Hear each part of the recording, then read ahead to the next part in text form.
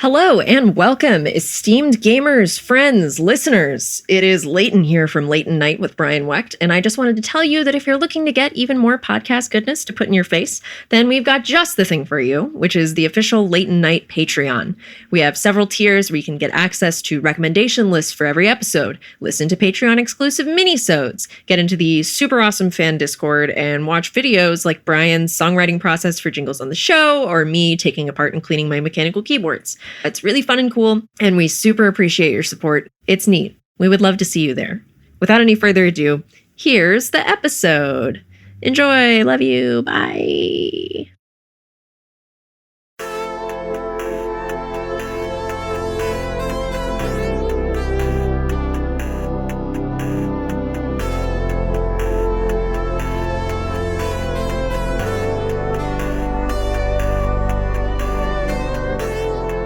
All right, so Scad. So I was accidentally stalking Leighton only because I know another Leighton and I just couldn't piece the last name. Wait, who's the other Leighton? The other Leighton also works in audio, but was a sound designer for me in Boston. Oh, nice. Yeah, but this was Leighton Terry. Now I know, but when I first saw Leighton, I'm like, what's the last name? What's the last name? I looked you up and I'm like, oh no, not the same Leighton. Yeah, and it's not implausible given how many people you and I know, like, in common and have worked with in various capacities over the years. Like, it's not crazy that, I'm doing something with someone from Boston. Right. It's also a weird name. You don't run into a lot of Leightons, especially not spelled the way mine is. Yeah. Right, yeah. But then I saw that, I looked you up, I saw that you went to Scad, and Scad has come to Sarasota a few times. Their improv troupe has. Oh, really? I didn't even know Scad had an improv troupe. Wait, Saturday Night Live? Is that really it? That's what it was called when I was in it. Wait, hold on. Leighton, you were in the Scad improv troupe? Briefly. I mean, it was like an improv club. Like, it wasn't super proper. I didn't go for very long because, how do I put it politely? They weren't very funny. What was it called when they came down to Sarasota? Well, do you remember the name? Was not Saturday Night Live, because I would have remembered that. That's a really great name. Yeah. They came down with a couple of different teams. I remember that. One of them was like definitely club level. They didn't do too well. But there was another one that was more like curated. Like they curated their best players and put them out there. Uh-huh. They ended up winning. Backstory a little bit more. We host the Southeast regionals of the College Improv Tournament. Mm-hmm. Oh. We being the Florida Studio Theater in Sarasota, Florida. Cool. Mm. And so we host it almost every year, except for the last couple of years, obviously. The last 2 Januaries have not been possible. But yeah, we host them and they always send the team down. And then one year they won. Oh, that's awesome. Yeah. Wow. Yeah, I did not know much about the lineage of Saturday Night Live. It was mostly something to do I'm pretty sure that we did it on Fridays too, like a bit of a misnomer. You know what? This is really unprecedented for this show. I say that given that we've actually done this several times, so it is by definition precedented. But I feel like we should introduce ourselves right away. Normally, we go for like an hour before we actually introduce the guest. We're really of the school of like, let's throw all the children into the deep end of the pool just immediately. You guys figure it out. Yeah, which is a very, improv kind of thing to do. But let's just get it out of the way and introduce everybody up top here. Leighton, do you want to start?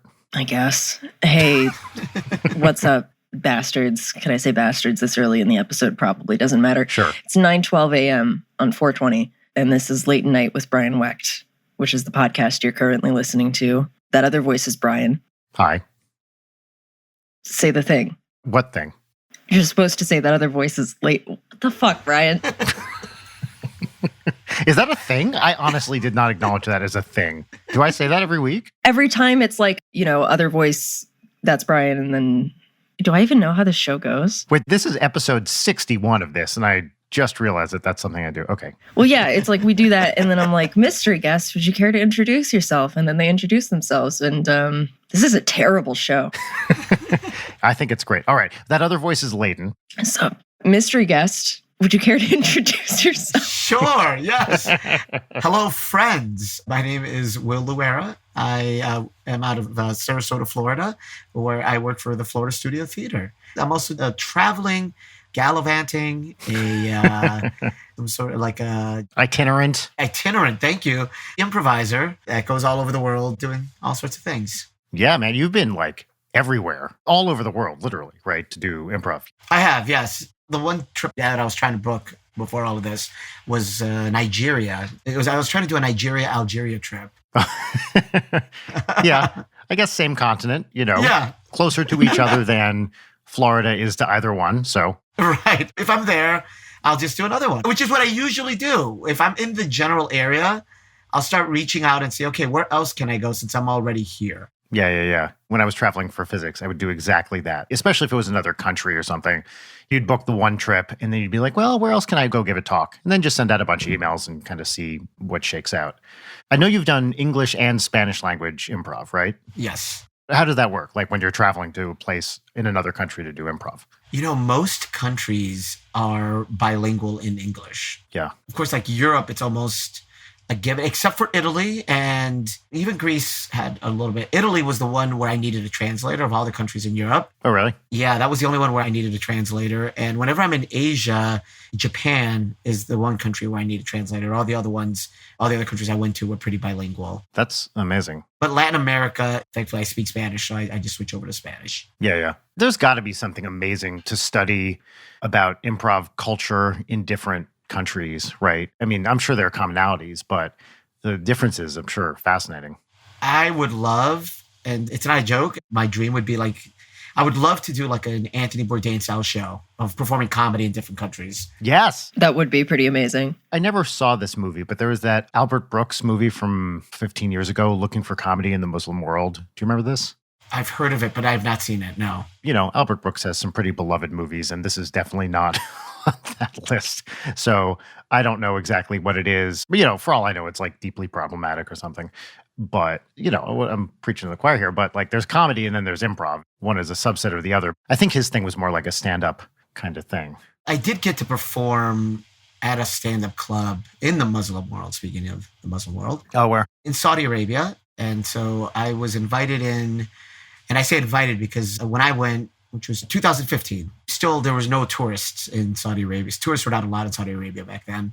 I think they are now, but you needed to get a special invite into the country. And I got one because I was invited by the U.S. Embassy. And so they needed to ask the king of Saudi Arabia, who then sends you the invitation. And so I got to go to Saudi Arabia and I'd do a 3-city tour. Wait, so the king of Saudi Arabia had to approve a special improv pass for you Exactly. to come to the embassy. Yep.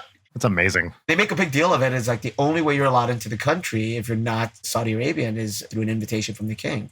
And so I was invited, and I went with a friend of mine, a stand-up friend of mine. His name is Ahmed Baroka, and he is half Palestinian, half Irish. Oh, wow. Yes. When they booked it, they're like, can you bring a stand-up with you? And can he be Arabian? Is it Arabic background? And I knew a few, and he jumped at it. That's awesome. We did a week-long tour in Saudi Arabia.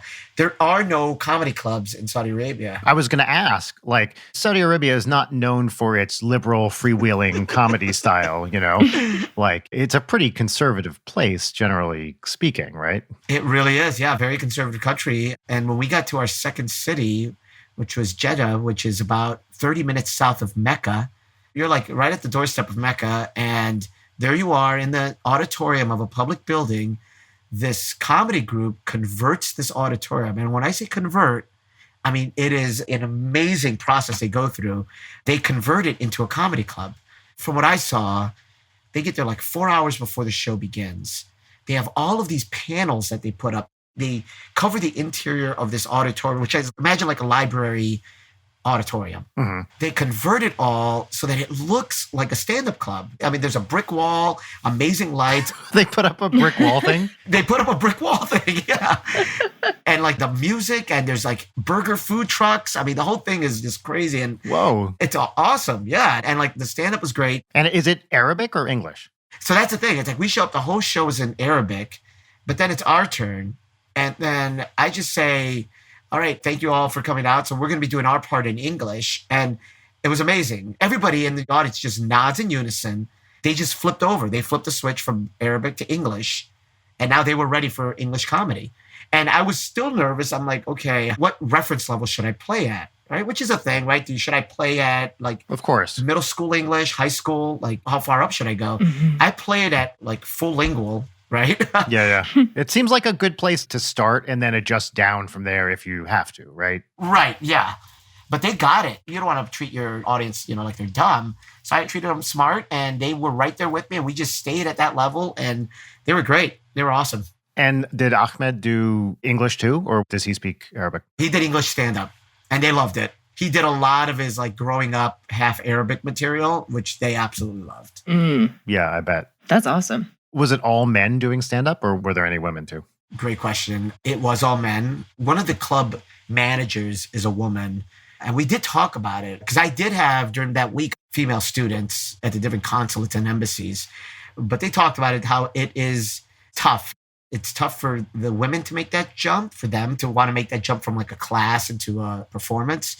But also, I think they would say some male audience members, it would be a tough transition for them too. Yeah. To see that. But at the club itself, there are two separate entrances into the club. Like there are two separate entrances to everything there. Yeah. There is the male entrance and the family entrance.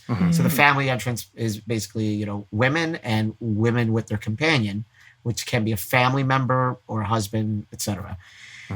But then once we were in the club, it was packed like on both sides. Wow. Like so many women were there watching the show, and as well as, all the men that were there to watch the show. And that for me was surprising, to be honest. I mean, just based on what I was experiencing so far. Yeah. But everyone was really, really into the show. It was great.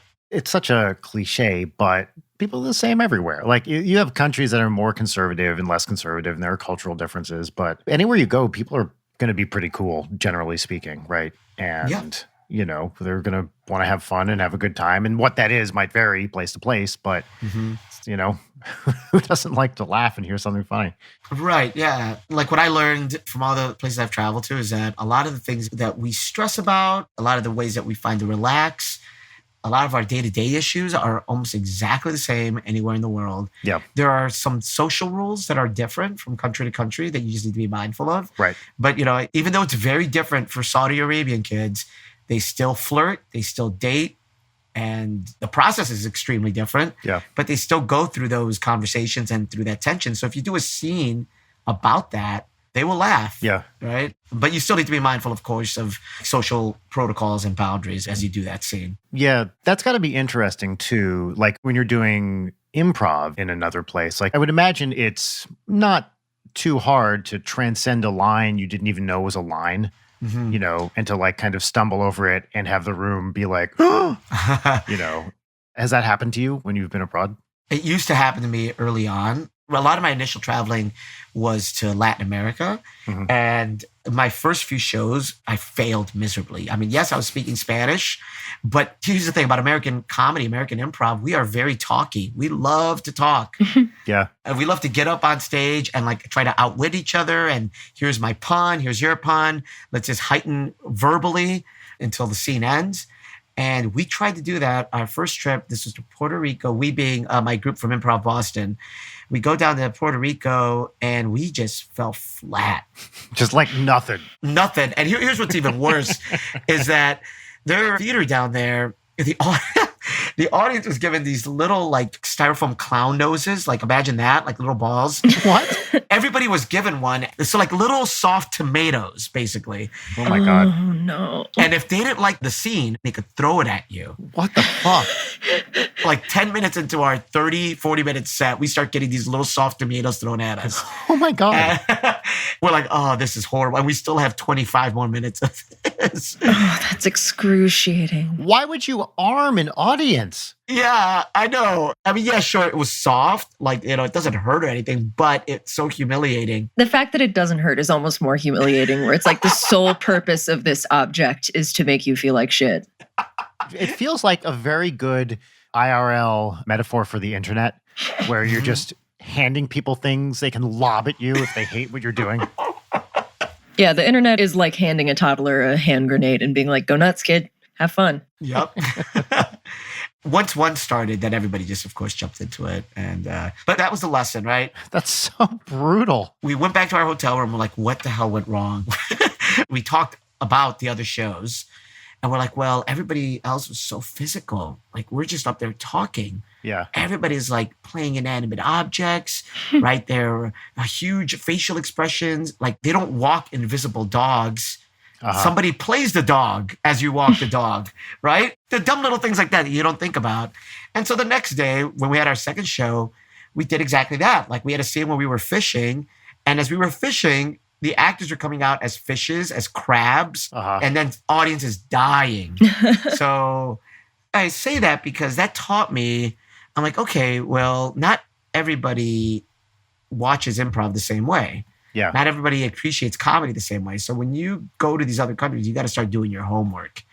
And that's what I do now. Before I travel there, I start asking about what's happening right now. Like, especially whoever the producer is, I'm like, what's topical right now? What are the boundaries? What should I not talk about ever? Yeah. Right? They'll give me all that information ahead of time. Like whether it's China, Japan, England, whatever, they'll tell you. And they're generally self-aware enough to know what those things are, I would imagine, right? Like they can tell you pretty well. Yes, especially the boundaries. Maybe if I ask them, what's topical right now, they'll have a little more trouble with that. But the boundaries, they're right on top of that. And they'll let you know. Have you run into anything in that regard that's really surprised you, like boundaries-wise? There was one time, because, we think of England really similar culturally. And there was one time I went, something was going on that I wasn't aware of. But they basically told me, they're like, do not do any scenes about the royal family. Oh. and I was like, okay, all right, got it. That was one, I guess I forget sometimes how sacred that still is for a lot of people. Yeah, for the more conservative people especially, right?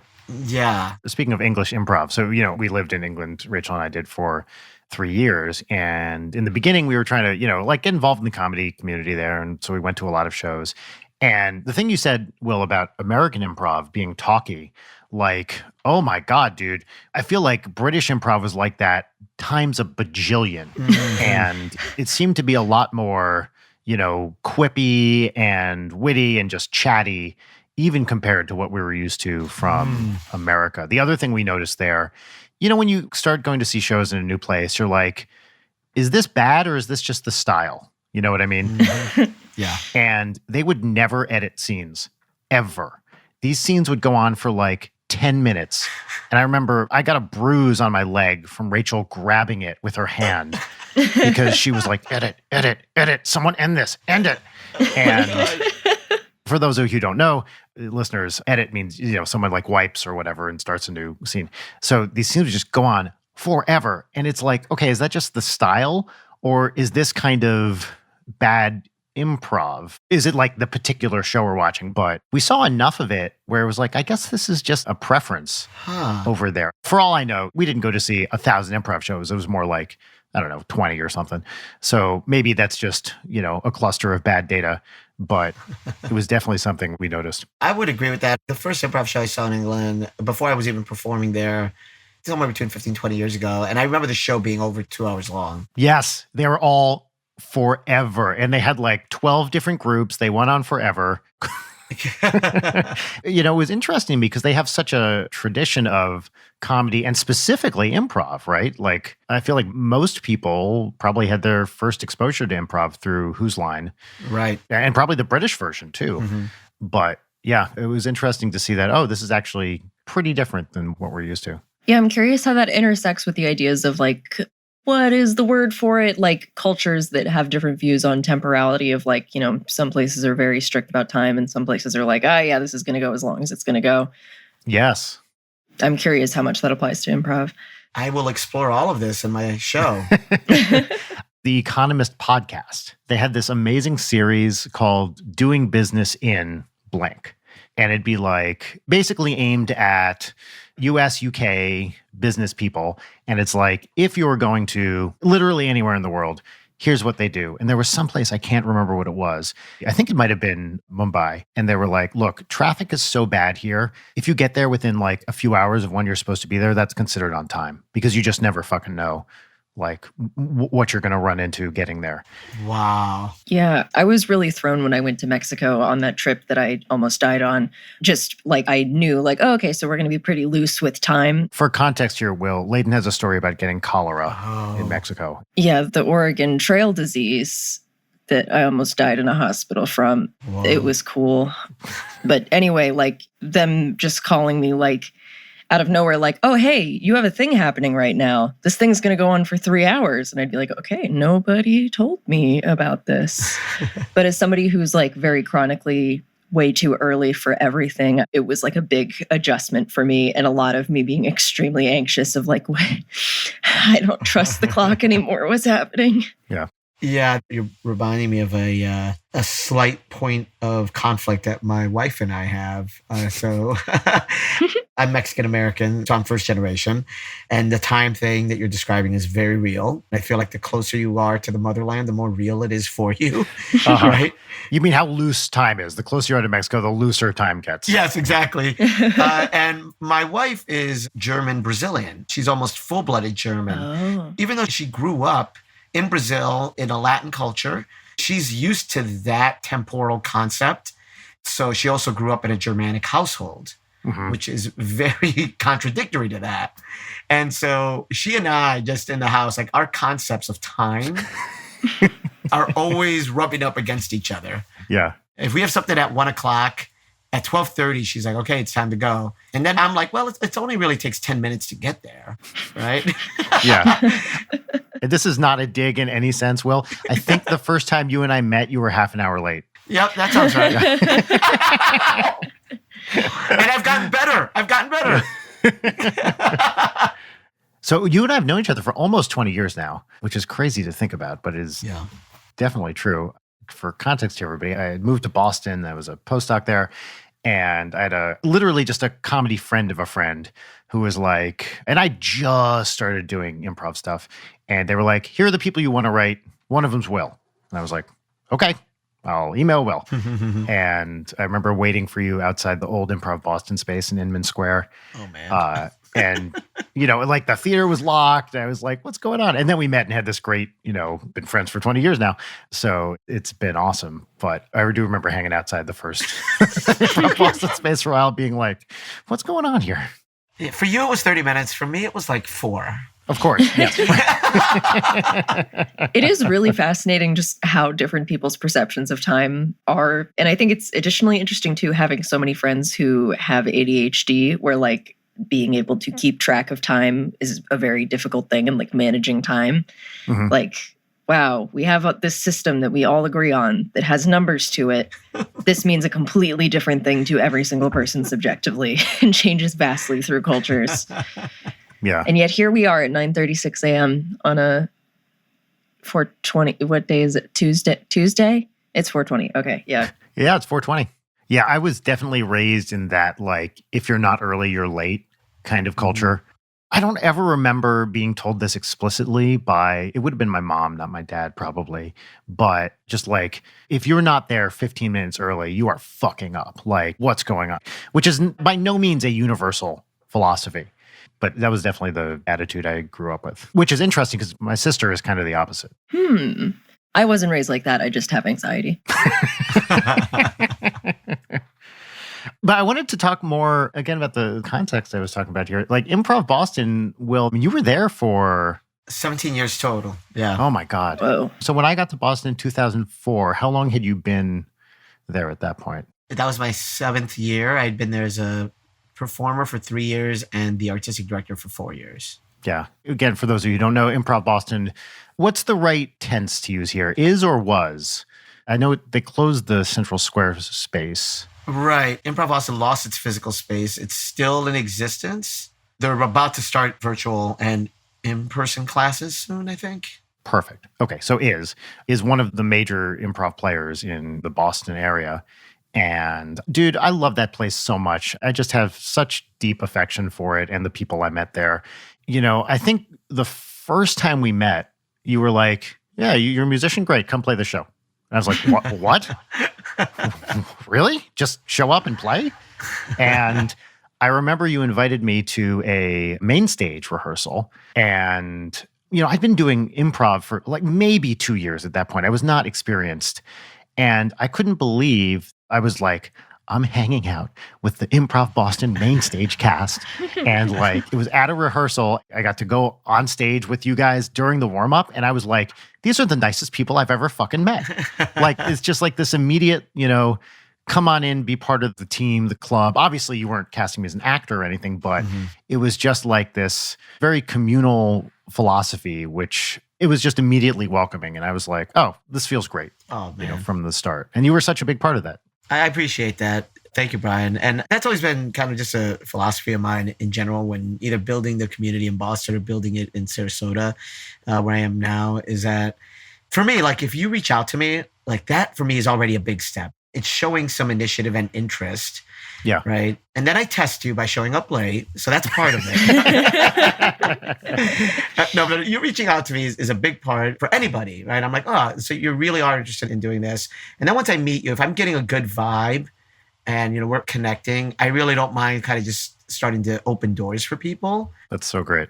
And if at any point you're like, oh, no, I think this door here, I've gone far enough down the hallway, then, that's fine. That's fine. But, I think it's good to offer people opportunities who seem like they have the drive and the initiative. Like putting all of these gates in front of people. That's why I'm not a big fan of the pay-to-play model that a lot of comedy clubs have, or theaters. Yeah, so. Oh, dude. By contrast, I may have talked about this on the show before. I remember, so after Boston, Rachel and I moved to New York. And we did UCB stuff. So we started taking classes there because they're obviously very much pay to play. Mm-hmm. And I remember after the first, I think I took a sketch class. I'd never taken a sketch class before. And I walked up to the teacher, nice guy. And I was like, so, hey, I'm a new musician in town. I do improv too, but, I'd love to play. Like, what are the opportunities for musicians? And this guy just very coldly goes, we don't use music. And I was like, okay, you don't use music at all? And he's like, no. I was like, okay, so like if I want to accompany a scene or accompany a group, is there anything I can do? And he's like, no, not here. I was like, oh, well, wow. I guess I can go fuck myself then. And what he should have said was, look, the style of improv we do usually doesn't have an accompanist and, maybe there are other groups that blah, blah, blah. But instead it was just this like immediate shutdown kind of, you cannot be a part of this sort of vibe, which was so off-putting. Yeah. And I don't want to talk UCB. I had many great experiences at UCB and met a lot of wonderful people. Like a lot of the stuff that I did there, I really, really love. But it was definitely on the opposite side of the spectrum of gatekeeping than Improv Boston. All right, everybody, all listeners, mark it down. Brian hates UCB. Yeah. That's right. Finally, my campaign to close the Sunset Space worked. No, but I think what you're speaking to, though, and again, yeah, not specific to any one theater, but that gatekeeping, even like that closed artistic model can be very limiting. When you and I first met, Improv Boston was a lot smaller. Yes. Very tiny. It grew to be a pretty big place by the time I left. But part of that, and this sounds cliche, of just saying like yes and to people. I don't want to like glorify that improv trope. Yeah. And I think of one of my performers early on who was just like, hey, Will, I'm thinking about doing stand-up. And we weren't doing stand-up at the time. Mm-hmm. But he just came up to me and he's like, hey, Will, I'm thinking about doing stand-up. And I was wondering if I could do an open mic night. And I'm like, hey, yes, let's do it. Like, what night of the week do you want? Yeah. If I could find a house manager and a tech director, you got it. And it ended up growing into one of our biggest programs. Eventually, we had a full stand-up program. Yeah. Again, for me, like if the person has drive and initiative and passion and is a nice person, it could be good for business. Yeah. The thing is, it's often such a small risk to take, right? To try something new. I feel like people turn it into this big thing. That is, of course, one of the main lessons of improv, right? Is to drop that risk floor to zero. Like basically treat everything as possible.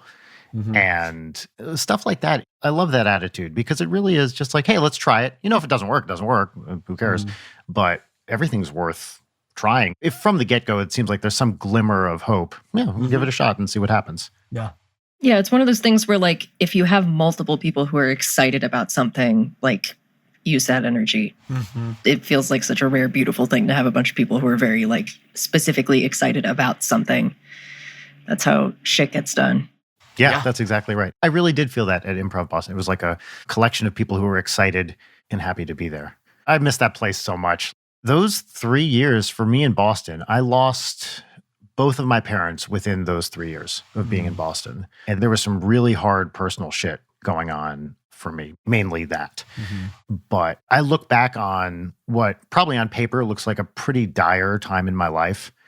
I look back on Boston as being such a happy and fun period. Well, for two reasons. One was the improv community, and the other is that's where I met Rachel. And thanks to improv, by the way. And of course, we'll be married 14 years this October.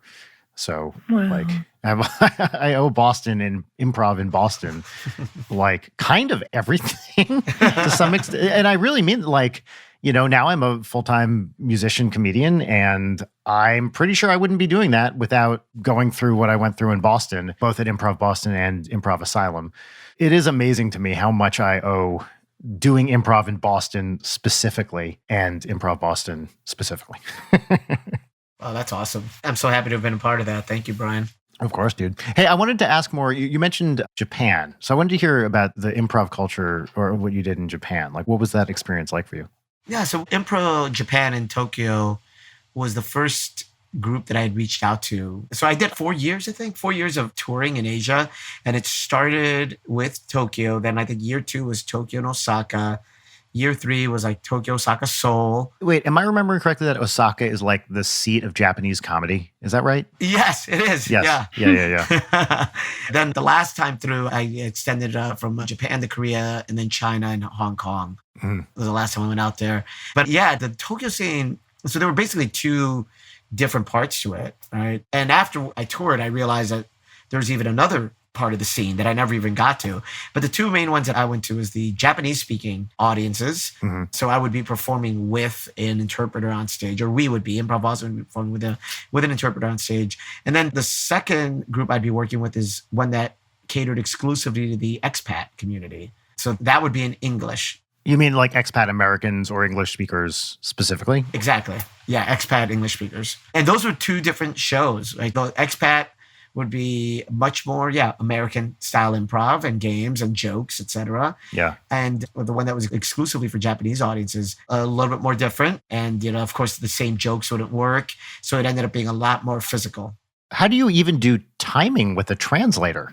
Right.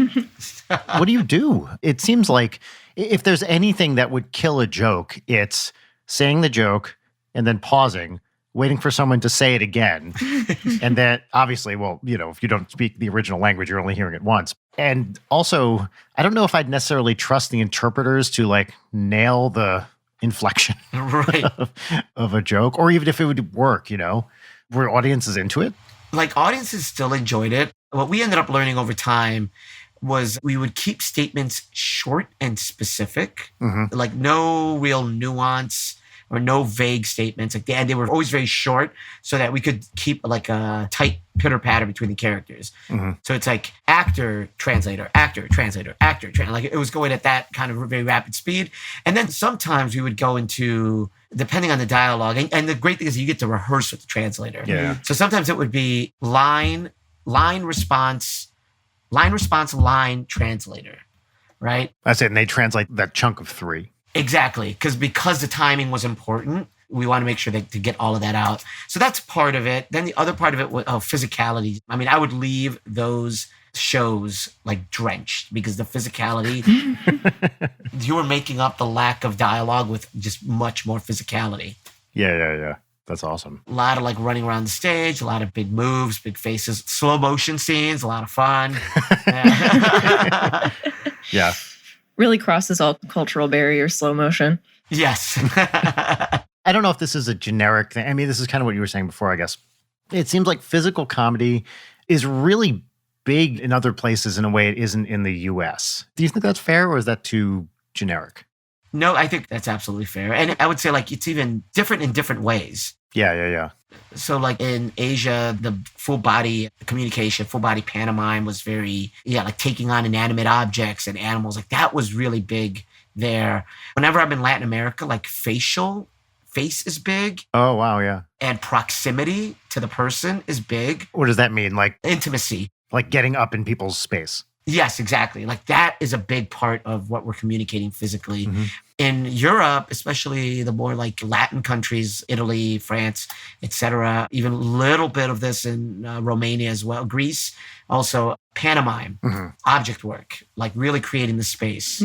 So again, different ways that physicality manifests itself. Honestly, this feels like a thesis, like a graduate thesis, like in a good way. Yeah. I mean, people, I'm sure, have studied this, but like, especially with improv, I don't recall hearing anything about this in quite the way you're talking about it now. It's so interesting to me. Yeah, it feels hard enough to be really good at improv or comedy in one language / culture, but being able to transcend those boundaries and have a deft understanding of it is just really impressive. Yeah, totally. And I love that, like, this is like such a thing for you now. Obviously no one's been traveling a lot in the last year and a half, whatever. But what an amazing career to have. So you have this great theater at home and then you get to go all over the place and do it. That's so fucking cool, man. Thanks, man. Thanks. It's a passion that's grown over time. I don't think I was into traveling even as much as I was until I started to travel and do improv. And then suddenly I really became passionate about not just getting to know other countries, but getting to know the comedic voices of these different places. And then on top of that, and I hate to reference it again, this whole time I was also a big fan of Anthony Bourdain. And so like to see what he was doing with food was feeding the way that my curiosity of comedy in different cultures. Like I was learning like how you could learn about other people through this one thing. Yeah, that's incredible. This feels like a good time to move on to some segments. What do you think, Layden? Yeah. Great. So our first segment, this is the pop culture recommendation segment. We're going to say some stuff we like in pop culture. It's called What's Poppin'? And here's the theme song. What's poppin'? What's poppin'? All right. Nobody heard it, but that's fine. That's the way it goes. We put it in post. We should do a bit or something with this, right, Layden? Do you think that would be a good bit? Brian, I'm going to come to your house and kill you. I know I say this every single episode, but it's true. There's a history here. Well, Layden, what's poppin'? Oh my God. Don't throw to me after this. Once again, it's morning. This is not Layton morning. It's Layton night. I'm not used to this. And now you're hitting me with a bit. This is the opposite of a bit ambush. This is a bit vacuum. Will, what's poppin'? All right. At the start of the pandemic, my wife and I said, let's watch the MCU from beginning to end. Oh, wow. Because I think when I say that, people are thinking like the movies, right? You start with Captain America. This is what I was going to ask. But because I am who I am, and if you know me, I tend to be a very completist type of person. So then I'm like, no. We're not doing the movies. We're doing the movies and the TV shows. Like oh my God. Everything. That's a lot. It is so much. Like somebody did the math. It's like 9 weeks straight of television, of viewing that you're watching. Jesus Christ. And so remember, this started a year ago. And so we're still working our way through. And we got up to a TV show. And some of these, you might have heard of Daredevil. Yeah, I watched all the Netflix ones. Jessica Jones, right? Yeah. There's one that was on the Freeform network called Cloak and Dagger. Oh, okay. And everyone I bring this up to who watches MCU, I'm like, oh yeah, we're about to watch this show called Cloak and Dagger. And everybody's like, what is that? And I know, I felt the same way. I was like, okay, I'm just going to get through this show because I have to. My wife and I absolutely love it. Oh, wow. Okay. It is surprisingly awesome. Like Jessica Jones and Daredevil take place in New York City and specifically in Hell's Kitchen. Hell's Kitchen, yeah. Yes. Cloak and Dagger takes place in New Orleans. And like right now, we're 4 episodes into season 1. I have no idea what the superpowers are yet because it almost doesn't matter. Like you're meeting these characters. Yeah. So one character is dealing with essentially like his own demons, which include racism.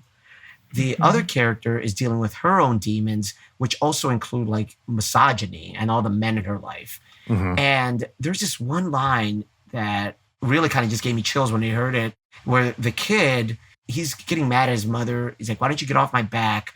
He's like, I'm doing everything I can just to make it. Her response was, that's my fear, is that even if you do everything right, you still won't make it.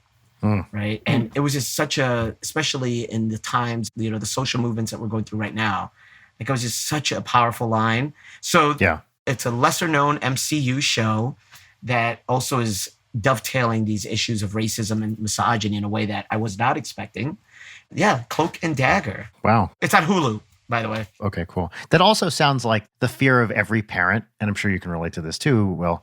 Oh, yeah. Like the fear that you're going to give your kid everything and it still won't be enough, And it's like, what else can you do? All you can do is be the best parent you can be.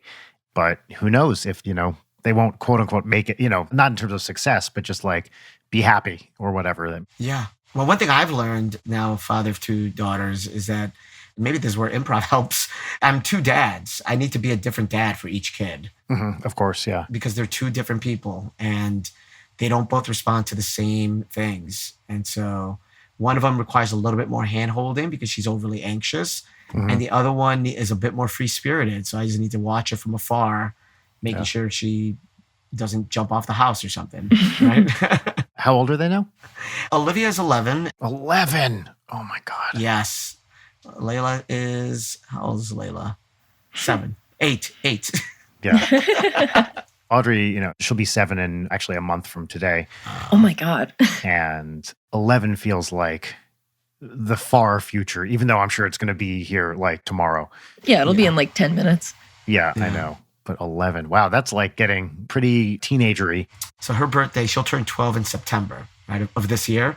Yeah. And so my favorite line was like, I forget what I was saying to her. She's like, Dad, stop it. I'm almost a teenager. And then pause. And then she responded with, I mean, I'm going to be 13 next year. I mean, she's right. She's right. Do you get the full body eye rolls that I get? Where you say something like, some kind of dad joke or whatever. And Audrey does this thing where she rolls her eyes, but also kind of collapses at the same time. And it is the ultimate physical expression of dad. It's so funny to me. And the fact that she's only 6 and already has basically exhausted her tolerance of my comedy. I love it, is what I'm trying to say. Oh, yeah. Whenever I can, I try to get those eye rolls. Oh, they are like gold to me. They're the most precious commodity. Yeah. I love them. Layden, now would you care to say what's popping for you? Sure. I've been reading a lot lately, so I don't look at the gaping maw of Twitter. And in order to soothe the beast inside, I was like, I need to read some really fucked up body horror right now. So I read The Cipher by Kathy Koja. I think I said that right. And They Live Inside You by Jeremy Robert Johnson, ? He has like 3 first names. Mm-hmm. But The Cipher is like, what if House of Leaves was actually good? House of Leaves by Mark Z. Danielewski is a very influential horror novel that I have like a very complex relationship with because I think it's one of the most brilliant premises for a book. And then the book is the most obnoxious shit you've ever read. But The Cipher is amazing. Super pulpy. There's like a weird hole in the ground. Everybody wants to fuck the hole, but also the hole is making everybody's bodies weird. So right up my alley. Hi, maybe. And then They Live Inside You is a short story collection that just has some of the nastiest body horror I've read in a long time. So, of course, it was me sitting on the balcony feeling physically ill, grinning like a lunatic. So both come highly recommended. Awesome. Brian, what's popping? What is popping for me? I don't think I've actually done something like this in the past. It is a type of puzzle that I've been really into recently, which is called Tapa. Have either of you heard of this? No. Do you eat it? You do not, but it is the same word. A tapa, it's a relatively new puzzle type. It was invented by this Turkish person whose name I'm hesitant to pronounce, but I'll try. Serkan Yürekli. I'm sure I got that wrong. In 2007. It's a logic puzzle, first of all. And it's like a shade in the boxes kind of puzzle. So it looks like a grid, say a 10 by 10 grid just of white squares, and some of them have numbers in them. And the numbers tell you how many boxes adjacent to that number are shaded in, and if they're contiguous or not. So if you see like a 2 and a 3, that means there's 2 consecutive boxes, and then some number of spaces, and then 3 consecutive boxes. And there's other rules. The rules are a little bit complicated, but it's really like 10, 15 minutes to kind of vibe with it. They are so fun.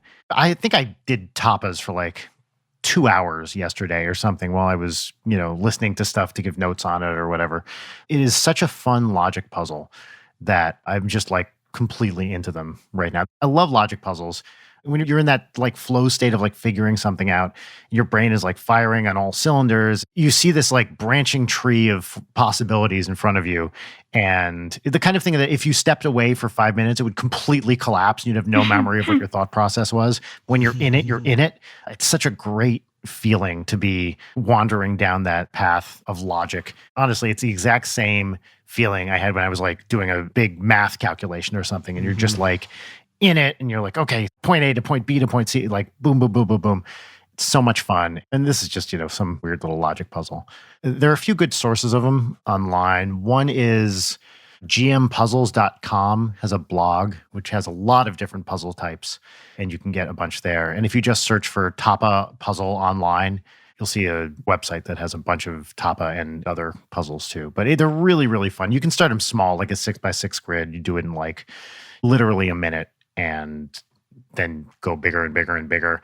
And of course, some lunatics make these where they're like 100 by 100 and take you 3 weeks to solve, which I don't have the patience for. But they're really, really fun. Looking at it, it reminds me a lot of Picross. I've played a lot of Picross on the Nintendo Switch. What is Picross? Very, very similar conceit where it's like you have the numbers of here's how many squares that are filled in. Yes. Some people call them paint by numbers. I think it's like the numbers, they have rows and columns with like the numbers, and then you have to color in those pictures and it forms a picture. Is that right? Yeah. It's just like a perfect zone out thing, but like zone out by zoning in. So I feel it. Yeah.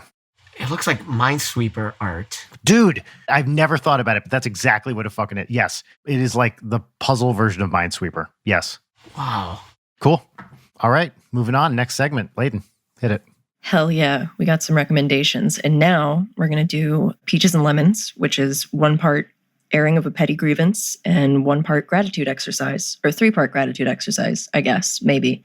62 episodes or whatever, and I'm not any better at explaining this segment. We're all going to say a thing, a lemon, that's annoying. And then we will each say 3 peaches, which are things that are good and nice and fun and make us feel glad to be humans. Peaches and lemons. Someone hit me in the face with a stupid lemon. I'll do a lemon first, which is this very well is something that I might have complained about before on this show, but metallic Sharpies. Go off. It is impossible to find a collection of metallic Sharpies that work consistently. As part of our business model with the band, we sign a lot of shit, and it seems like you have 2 options when you're signing stuff, especially if it's on a dark surface, so you need to have something that stands out. You got to go metallic because that's what stands out. And you can either buy Sharpies, which never work but dry quickly, or markers that work and then take an hour to dry, and thus extending the whole process. And you don't realize until you have smudged everything in a massive stack. And you're like, oh no, this thing that people are paying money for, I've ruined it. You say that, and when we were signing one of the NSP albums, I signed a lot of them and then realized that I had smudged a ton of them, and I nearly had a heart attack because I was like, oh, fuck. We fixed it. It was not a big deal. But having that stuff bleed is just terrible for exactly that reason. You're like, people are paying for this. We can't fuck it up. But why can't silver Sharpies fucking work? It's so stupid. They've been making these for, I don't know, I'm going to guess 100 years. I'm making that up. I don't really know. But I buy these containers of like 50 Sharpies. They come in these like cylinders, and most of them, when I say most, I mean like 98% of them do not work. Like you take them out to write with them and there's just nothing. Yeah, they look hot and fresh. They look nice and fat and juicy. It's sealed. It's taped. And everyone I know, Leighton, you've had this issue. Everyone I know who's tried to use these things has come up with the exact same thing. And yet I never hear people complaining about this in a public way. I'm calling out silver Sharpies. I hate them so much. This is why we need to start our own boutique signing Sharpie competition business that's for a very small pool of people who have this very specific problem. We had a thing where we were on tour, and we signed posters on tour to sell at the merch booth, and we had to sign them, and we ran out of markers, and we had to send someone out. The poor person, it was some runner at the venue, went to like 5 different art supply stores just looking for decent metallic markers. Oh my God. And I felt so bad. The Sharpies just wouldn't work. And now I'm happy to say the pen I use now, not to buzz market, but it is a Bic Intensity metallic marker, which write very well, but take forever to dry. But oh man, I'm so mad at I'm mad at Sharpies. Oh. This is maybe your angriest lemon thus far in the history of the show, but you recommended those pens to me. I got them. I was signing late night posters, and they did not interact nicely with like the gloss poster for some reason. Oh, yes. So then I took extra time to write on the back of every poster just to be like, okay, you can't really see it on the front, but you're getting your money's worth. Yeah, that's the other thing that we learned. I could talk for hours about what level of gloss or matte is required for optimal signing. But yeah, if like the finish on the poster is wrong, it's going to fuck up your markers. Also, one worse than silver Sharpies, fucking gold Sharpies. Oh, well, here's the real rub is they sometimes package them with multiple shades. You can't get the silver by itself, so you have to get silver, gold, and like bronze. Yeah. They're all terrible. They're all bullshit. I hate them so much. Anyway, that's my lemon. Awful. Just really like tragic stuff that we have to deal with in our day-to-day lives. Yeah. Layden. My lemon is, I love when you stub your toe and then you convince yourself that you've actually broken your toe, and then you Google it like, hey, how do you know if you broke your toe? And they're all like, well, it happens. You just sit there. Your toe's going to be purple. It might be broken. You don't got to do anything. Just basically I full foot. God, the show is increasingly becoming about my various foot woes. I like full foot kicked the wheel on one of my office chairs, and my like second from pinky toe is just solid purple, like down into the foot knuckle. I'm sorry. So the other day I was like having a very hard time walking on it. So I don't know. Maybe it was broken. Maybe it isn't. Maybe it's just going to fall off. I don't know. It's fine. It's fine. Well, I'm sorry to hear that. That's my lemon. Will.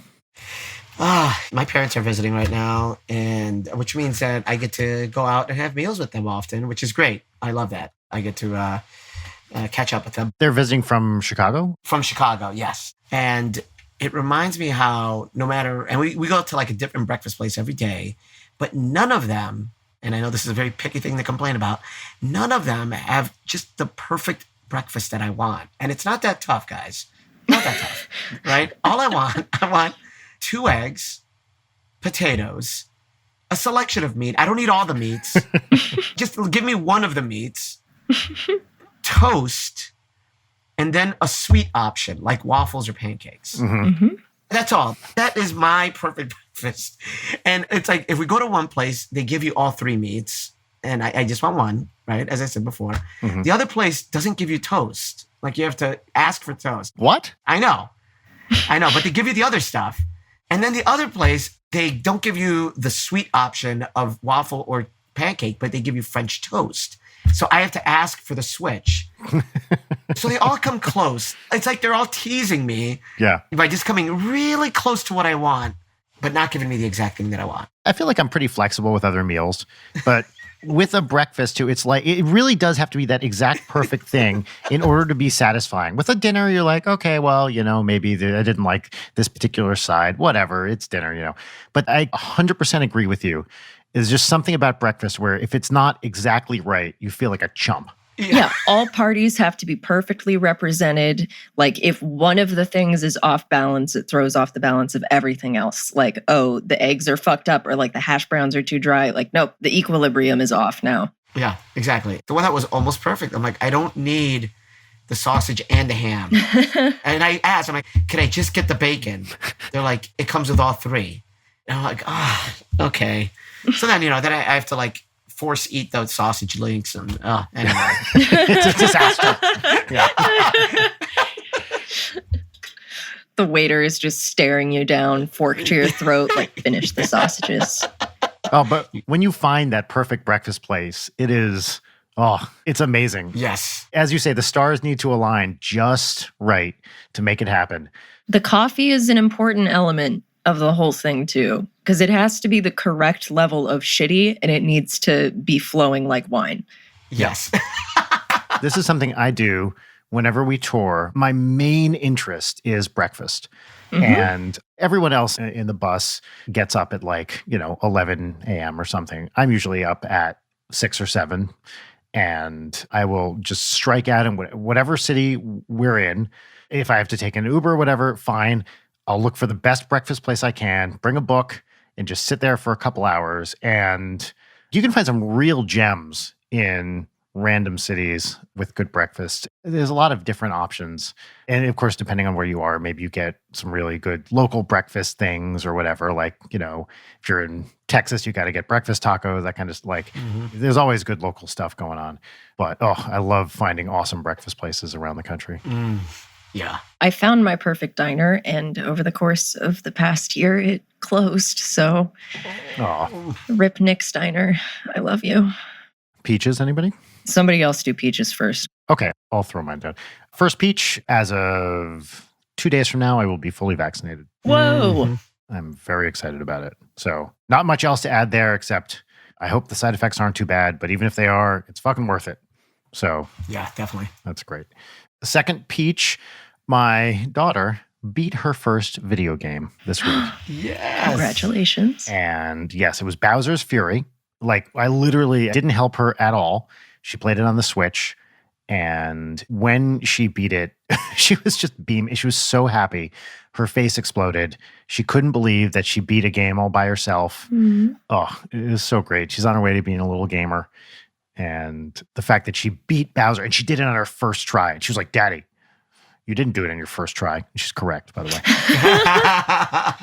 And I was like, no, honey, it took me a few tries. She also got 51 cat shines before she got into the final battle.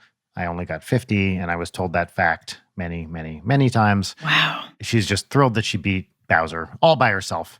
So that was fun. And my third and final peach is so for Christmas, Rachel got me a dim sum cookbook. Love dim sum. Ooh. And I was curious about cooking it. But if you're curious, it's the Namwa cookbook. It's a famous dim sum place in New York. And in the beginning, they're like, all right, here's what you need. So I was like, all right, well, I guess I'm getting a wok. So I went to this place, this website, Wok Shop, and ordered a bunch of stuff. And that was like January 5th and just nothing for months. And I was like, where's my fucking wok? So I sent him an email, no response. Eventually I was like, you know what? I'll just call him. I called him and they were like, yeah, oh, we're so sorry. The order just got misplaced in the holiday rush. We'll send it out right away. So after waiting for more than 4 months, actually, I got this beautiful wok and wok accoutrements in the mail. And I've been walking like crazy for the last couple of days. It's such a great thing to have. It's amazing. We got not a super crazy expensive one, but a good wok. And it rules. I've never cooked with a real wok before. And I love it. I love it so much. We've been walking everything for the last few days. The ability to legitimately toss stuff within it as Yep. you're cooking is such a delight. I don't know if you use cooking chopsticks, but cooking chopsticks plus wok, woo, that's the stuff. We don't have those. We have, I think it's called a chuan, it's like the spatula kind of thing to move the stuff around, and then a couple other things. So it's basically just a wok and a spatula. It was really great. They send instructions for how to season it. You put it in the oven for you bake it. So you get this thing and it's bright silver, and then you bake it and it turns black. It's Wow. yeah. And they tell you rub oil on it first, and it's basically like a cast iron kind of thing. You're not supposed to put soap in it. You just keep using it, and it gets better and better and better as you use it. In the instructions they said something really cute. They're like, look, it's impossible to screw up a wok. Everything you do is reversible. If you make some mistake, don't worry. You can just basically rub it off and go back to your original wok. So take chances, have fun. I'm very excited. And pretty soon we're going to start trying some of these different dim sum recipes. And hopefully they turn out, because I love dim sum. What's the name of that book again? The book is called the Namwa, Nomwah cookbook. And I think the author's name is Wilson Tang, I believe. This is a dim sum restaurant that's been around for literally 100 years in New York. And he's not in the original owner's family. His family, or he took it over semi-recently within the last 10-ish, maybe years. But he kind of like modernized it a bit and they opened up a new thing and blah, blah, blah. He's like this very entrepreneurial restaurateur kind of guy. Mm-hmm. And this cookbook, it's one of those like very conversational, kind of like a Bourdain cookbook. Yeah. Fun, interesting. There's history sort of cookbook. I really love the cookbook. I was just reading it last night and it's a fun read regardless of the recipes. So What recipe are you most excited to try? hargao. I love hargao, like shrimp dumplings. Ooh. Yeah. Seems pretty easy. I'm sure it's not as easy as it seems because what is, but That's cooking, though. yeah, I just want to steam up some shrimp dumplings. They also have, what do they call it? The 3 master fillings. And it involves like blending pork. Like you literally put a bunch of pork into a blender, which sounds very exciting to me. So I'm going to make some dumplings. Yeah. Yeah, once we're all sufficiently vaxxed, I would love to cook with you and Rachel. That sounds fun as hell. That would be amazing. Yes, please. Great. Will? Yeah, so my 3 peaches. One is, I mentioned one earlier, my family's in town. My parents are in town. So that's the first one. I always have to remind myself when they're here, because, some of those same younger anxieties and tensions can sometimes come up. For sure. Yeah. Like my mother cracks me up. We'll be surrounded by other adults my age who are in our 40s, right? Early to late 40s. And my mother will be like, "Hi, everybody. I'm Willie's mom." And I'm like, "Oh, Mom." Does anyone else call you Willie? No, she's like the only one. I understand, though. I'm sure like I'm going to have similar tendencies when my girls are big. Oh, hell yeah. So I have to like remind myself, I'm like, you know what? Well, like, it's your mom. Like, be grateful that they're here. And that's number one. And it's so great to have them here. They leave tomorrow. And we'll have one more breakfast, of course, before they leave. The second one is this past weekend, I spent 3 days watching softball games. My daughter made a hard pivot from ballet to softball. And Oh, wow. yeah, she did ballet for 8 years. And then she was like, okay, I'm done. And she was supposed to join soccer, but it was full. So she ended up in softball. And she's absolutely loved it. And this past weekend was a tournament that the team entered in. And it was a statewide tournament. And they made it to the Elite 8 of the tournament. So they made it pretty far in. Yeah. Out of all of Florida. Of her division, which is 12 and under. So yeah, they made it really far. And I mean, by the end, we were just really into it and having a lot of fun. So that was just a great time. And I was very proud of her. Still a big transition for her to go from ballet to softball, but she's excited to return next season and keep developing. Yeah. Congratulations. Yeah, no, thank you. And it's been great to be a part of that with her and know that this is something she chose and that she wants to do and she's loving. So it's great. My third one is I just booked some tickets this past week. We've been waiting, of course, for everything to sort of start to normalize or calm down and all that. I'll begin by just sort of describing it at a high level that my family, so the 4 of us, have a project we've given ourselves, a family project. And the family project is to visit all 50 states. Oh. But there's more to that, though. It's not just visit all 50 states. It's visit them in alphabetical order. Oh, my God, dude. Yes, of course. I already told you my MCU problem. So this falls right into that. Sorry, before I forget, I meant to ask with the MCU before we continue with this. Yes. Are you watching a whole season of a show in order, or are you like looking at the release date and doing everything chronologically so that you might have to like alternate episodes of TV shows if they were on at the same time? Do you understand what I'm saying? I do understand what you're saying. My answer is even better than what you have just proposed. Okay, great. Because somebody, like some random, very smart Redditor, decided to take all of the movies and all of like the Blu-ray DVD one-offs that I never even knew about. Oh my God. And put them in chronological order within the MCU. Oh my God. So, for example, you will watch Agents of S.H.I.E.L.D., like season 1, episodes 1 to 7. Mm-hmm. And then you have to stop watching it so you could go watch Thor. After you watch Thor, you return to season 1, watch episodes 8 to 16. Then you stop to go watch Captain America. Oh my God. And then you return to finish season 1. But the thing is, it makes sense when you watch them. So, for example, you watch Thor, and then you return to Agents of S.H.I.E.L.D., and Agents of S.H.I.E.L.D. literally picks up right where the movie Thor finished. It's amazing. Oh, wow. Okay. You have this master list of the in-universe chronology, Yes. and you're abiding by that. That's yeah. incredible. Okay. All right. Well, I'm glad I asked that because that's a better answer than I could have possibly anticipated. All right. Anyway, states. And now I feel like I should have visited the states in chronological order, but it's too late for that. So we decided to do alphabetical order. We've already done, number 1 was Alabama. Okay, not too far from you guys. Yeah. Number 2, Alaska, much farther away. Yes.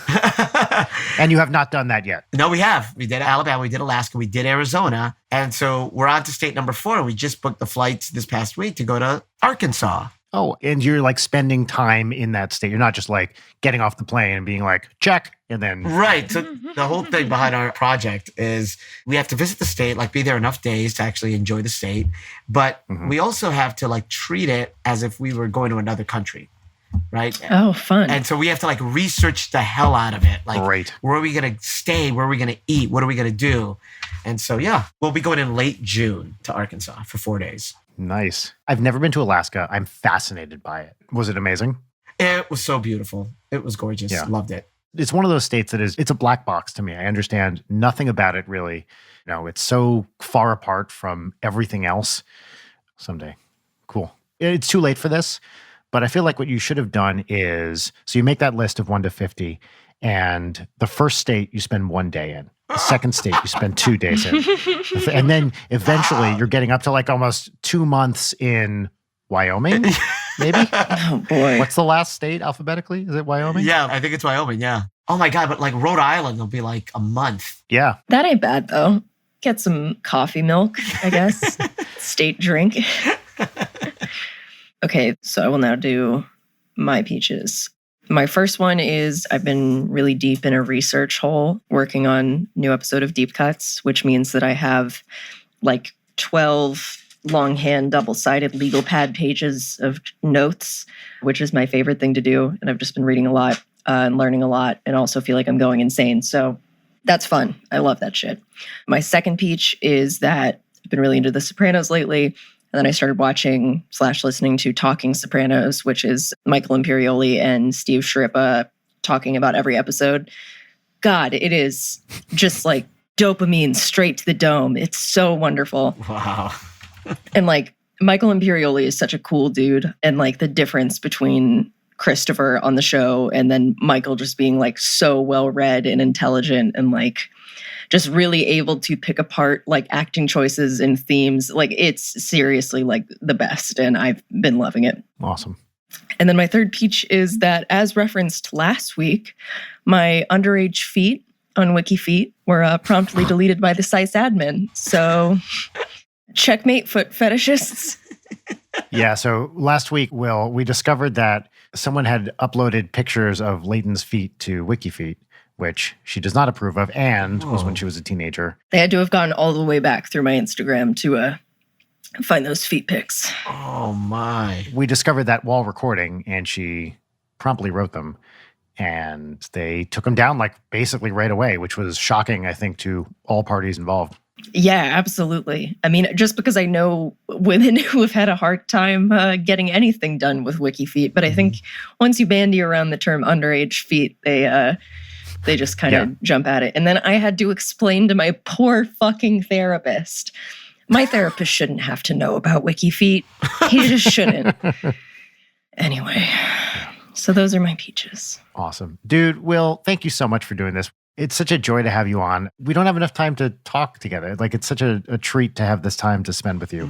And I just want to thank you, especially with your parents in town and everything, taking the time to be here today. It's a real pleasure to catch up. Oh, likewise, Brian. This was great. And I didn't realize I'd be taking so many notes. Both of you had brought up so many awesome things that I have to go look into. But this was so great. And Leighton, it was nice to virtually meet you. Yeah, seriously. This was a joy. Where can people find you online? Is there anything that you want to plug? Actually, it's pretty up to date. My website, will-luera.com or just wluera.com, same place.